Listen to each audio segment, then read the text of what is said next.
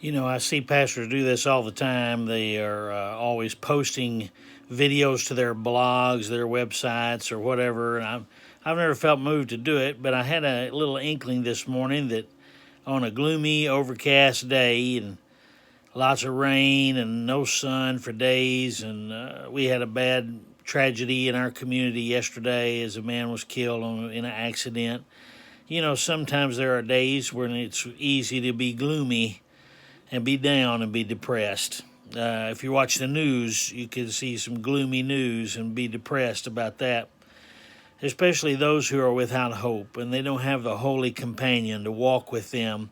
They'll easily surrender to gloom and doom and depression and despair. You know, Eeyore the donkey on the Winnie the Pooh stuff's always been one of my favorite characters. I make fun of his voice.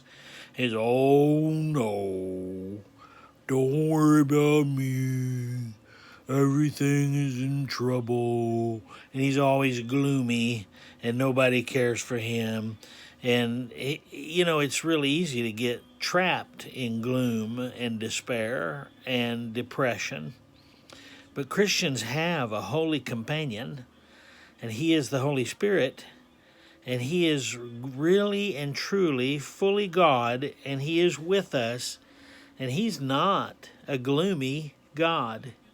Hebrews 1:9 says that the Holy Spirit appointed Jesus with joy. He says, you have loved righteousness and hated lawlessness. Therefore God, your God, has anointed you with the oil of gladness more than your companions. Jesus was a happy, joyful person. He was anointed with the oil of gladness.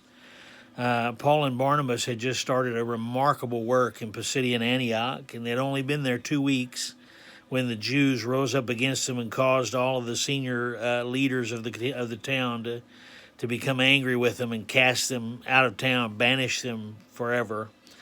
And it says in Acts 13:52 that the disciples were filled with joy and the Holy Spirit.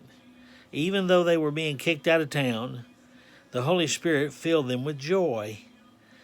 Paul wrote to the Thessalonians, and you became followers of us and the Lord, having received the word in much affliction and with the joy of the Holy Spirit.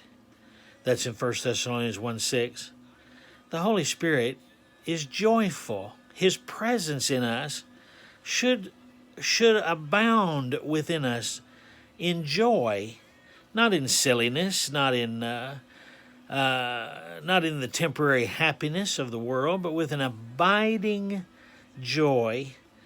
And in the face of great obstacles, in the face of trouble and persecution, joy. You know, joy is one of those apples in the basket. We talked on Sunday morning about the fruit of the Spirit, and that the fruit is love, joy, peace, patience, kindness, goodness, faithfulness, gentleness, and self-control. One of the fruits in the basket is joy. I think, you know, to me, the best fruit is a ripe peach. The one that is so good and ripe that you can't eat it unless you're over the sink because the juice is just going to flow. I think joy as a fruit of the Spirit of God would taste like a ripe peach at any point in the year, always available. Take a bite full of sweetness, be satisfied, smile, have some joy.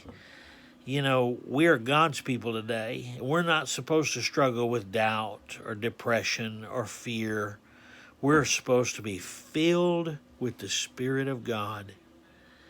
And He'll abound in us in joy. Have joy today. Remember, the joy of the Lord is your strength.